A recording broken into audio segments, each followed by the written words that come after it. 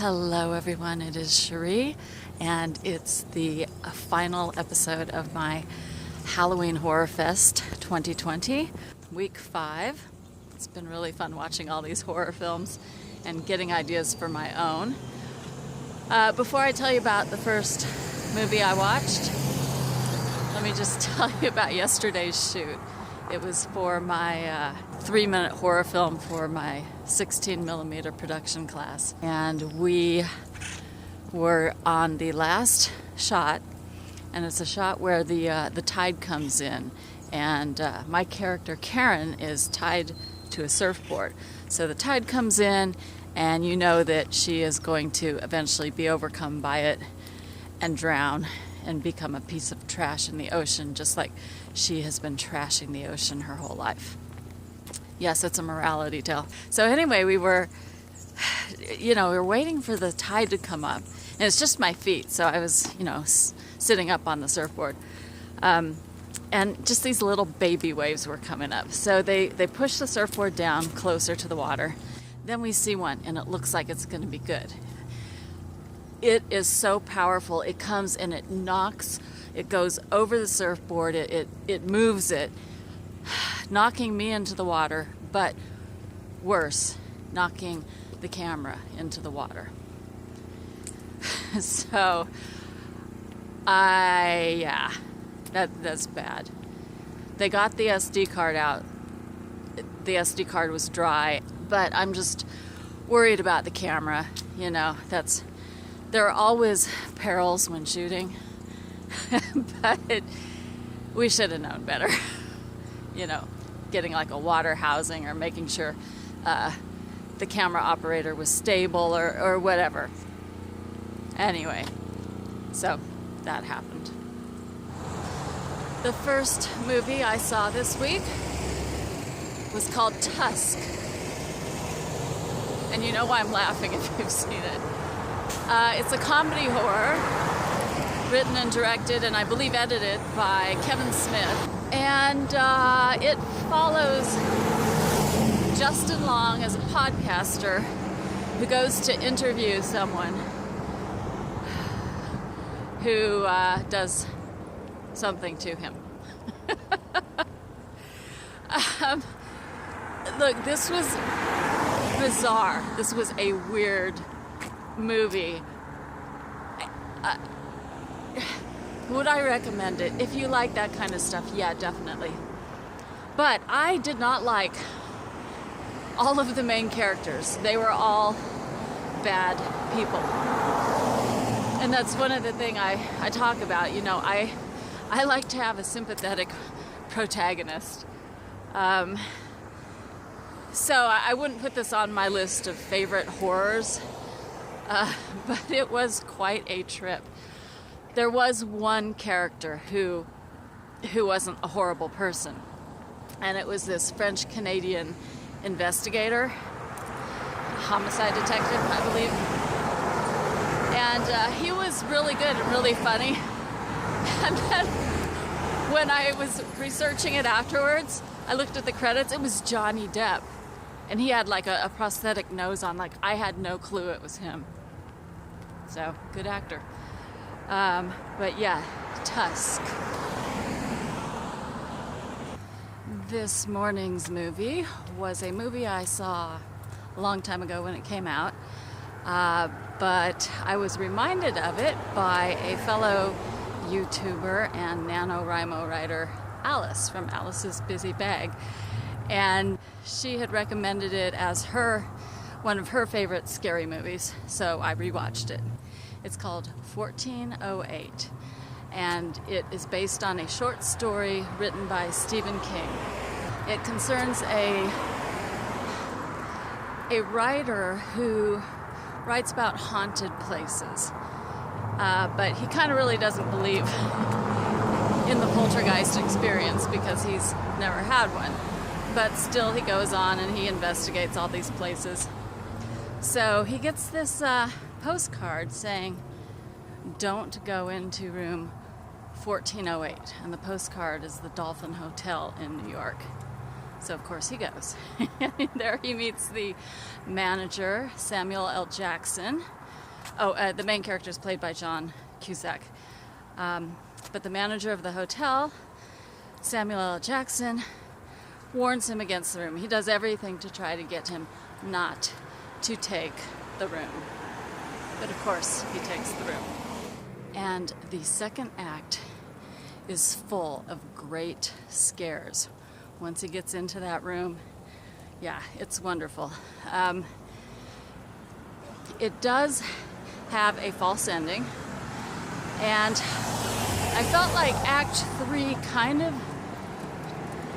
went on a little too long, but at the same time it works for the story. So yes, I would still recommend it, even though it just seems like it kind of goes on and on at the third act. So after I watched it, I did a bunch of research online and found out that the movie actually had 3 different endings. And the one I watched was the theatrical ending. So there were some options, and it doesn't end the way the original short story ends.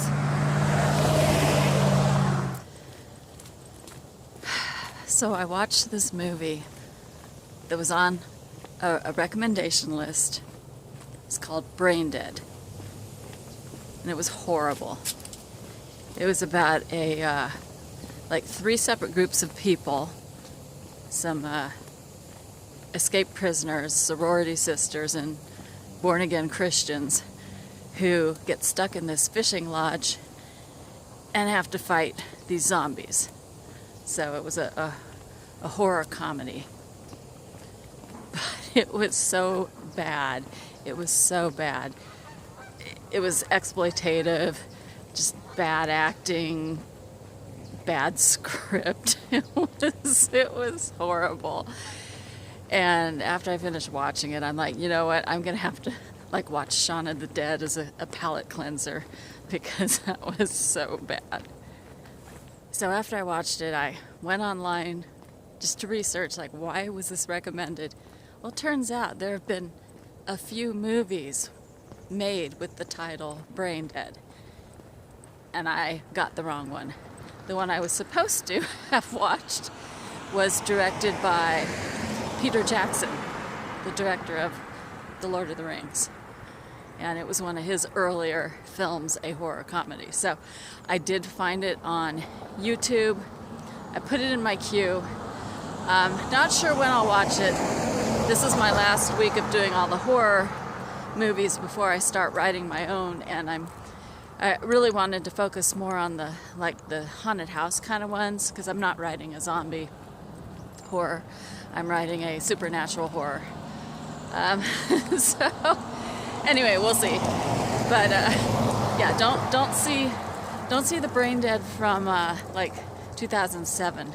You're supposed to watch the one directed by Peter Jackson from, I think it's 1992 or something like that. This morning, I finally watched The Witch. The Witch was directed by Roger Eggers, and it was the first film he did before The Lighthouse. And if you saw my other review, you know I did not like The Lighthouse. But I did really like The Witch. So the story concerns a Puritan family. I believe it was the Puritans, back in the old days. They talked in kind of old-timey language.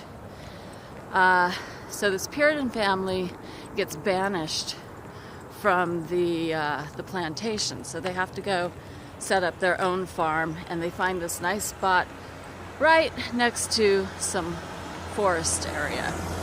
And once they get there, strange things start happening, and they blame their daughter, because the daughter has just started going through puberty, so of course they blame her, and they say she's a witch. And I really liked it. I like how it unfolded. I didn't understand everything, again, because of the old-timey language, but you could still understand everything. And I liked the use of, close-ups, and just it was like a real family drama with supernatural elements. There was gore, but not a lot of gore. And it was supernatural. The ending, you know, it's weird. All these A24 films have these kind of weird endings, just like Hereditary or maybe Midsommar to some extent. But this had one of those kind of supernatural, strange endings. So I do recommend The Witch. Good Halloween flick. We're down to the last 3 movies. The first one was a Japanese miscategorized horror. I actually think this was a thriller. It's from 1997 and it's called Cure. It concerns a detective who is trying to discover why these people are killing other people, but then they stay by the bodies. And it all links back to this one guy who he thinks is hypnotizing them.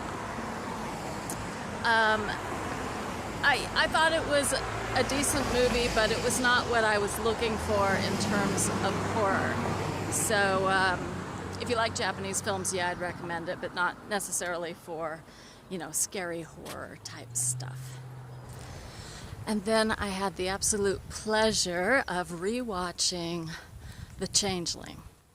Not the 2007 movie with Angelina Jolie, but the 1980 movie with this guy. This was a Canadian production, and it was one of the first major Canadian films. It actually won a whole bunch of awards in Canada. And it's a haunted house movie. It's a really good haunted house movie. So it's kind of interesting because usually haunted house movies have female protagonists, but this one has a male protagonist. And it concerns a musician who loses his wife and daughter in a tragic car accident, and he moves across the country to Seattle, where he rents this old mansion where he can work on his compositions. And it has a lot of the known haunted house tropes, you know, like the creepy hidden room, the toy that appears that used to be his daughter's toy, the creepy music box playing, you know, the little tune that means something. And I'm actually using a music box tune in the script I'm writing starting tomorrow. But I love this film. I used to work at a place called Dave's Video, the laser place in Studio City. And I would recommend this to people looking for haunted house movies. So definitely watch The Changeling from 1980. And then the final movie I saw was this morning, Halloween morning, and it is called House LLC. And it is a found footage film, the only one I watched during the whole past 5 weeks. I really enjoyed this. It was scary to me. I know when something's scary because I'll do this, you know, a few times. And it concerns a group of 20-somethings who put on haunted houses during Halloween. And they go to this little town in upstate New York, this old abandoned hotel, and they're setting up for the event, and all these weird things start happening. And I really liked it. I'm not going to say anything else about it, so definitely recommend House LLC. So I'm going to end this video with a short list of my absolute favorite horror films that I watched over the past 5 weeks. So thank you for joining me. I'll see you in the next video, and here's the list.